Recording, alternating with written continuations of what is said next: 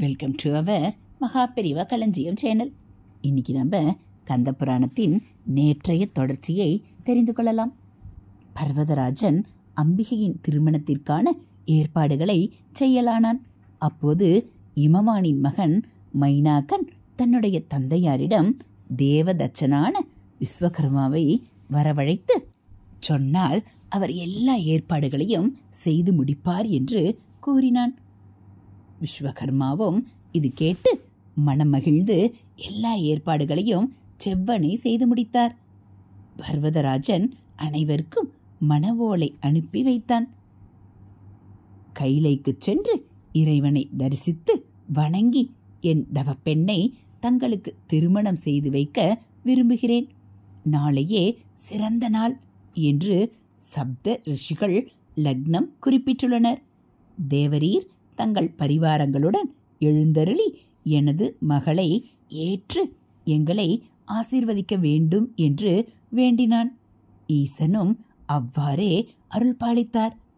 பிரம்மாவின் வேண்டுகோளுக்கு இசைந்த பரமேஸ்வரன் சர்வாபரணங்களையும் அணிந்தவாறு தோன்றினார்.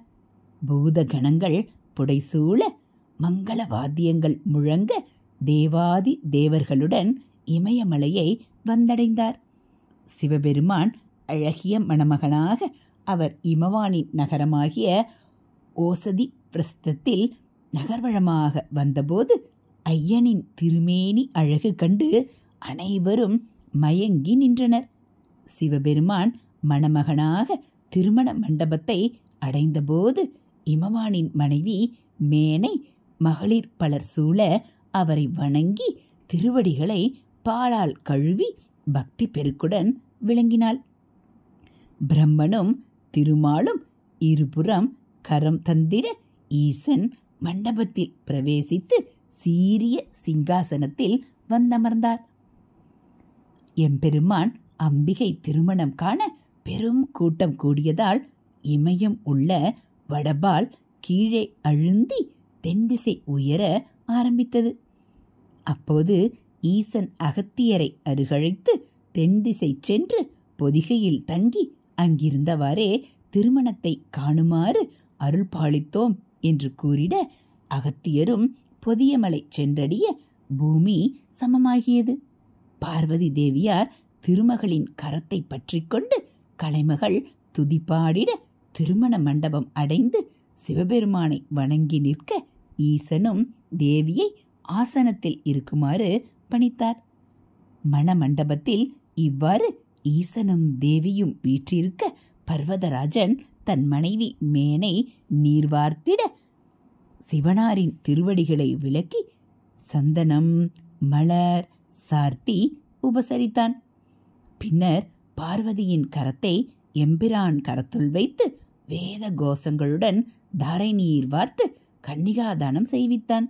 பெண்டிர் எல்லோரும் கௌரி கல்யாணம் வைபோகமே என்று கோஷமிட்டனர். மங்கள வாத்தியங்கள் முழங்கின. அடுத்து இமவான் பால் பழம் போன்ற பலவற்றை ஈசனுக்கு அமுதென படைக்க இறைவன் நன்று என கூறி தன் மகிழ்ச்சியை வெளிப்படுத்தி அவற்றை எடுத்துக்கொள்ளுமாறு இமவானை பணித்தார்.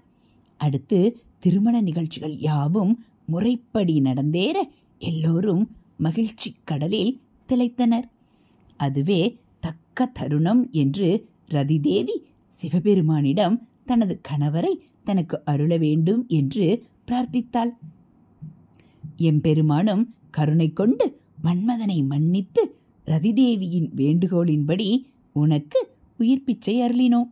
ஆனால் நீ அவளுக்கு கணவனாக அவளுக்கு மட்டும் உருவம் கொண்டு விளங்குவாய். மற்றவர்களுக்கு நீ உரு வெளிப்படாமல், அதாவது அணங்கனாக இருப்பாய். உன் ஆட்சி இனி வழக்கம் போல் தொடரும் என்று அருளினார். கல்யாணத்துக்கு வந்திருந்தோருக்கு விருந்தளித்து தக்க சன்மானங்கள் தந்திட்டான் இமவான். அனைவரும் பார்வதி பரமேஸ்வரர்களிடமும் இமவான் மேனையிடமும் விடை பெற்று தம் இருப்பிடம் சென்றார்கள். சிவபெருமானும் பார்வதி தேவியுடன் ரிஷபம் ஏறி திருக்கையிலாயம் அடைந்தார். இதுபோல ஆன்மீக கதைகளை நீங்கள் தினந்தோறும் தெரிஞ்சுக்கணும் அப்படின்னா மறக்காமல் நம்ம சேனலை சப்ஸ்கிரைப் பண்ணுங்கள். தேங்க்யூ.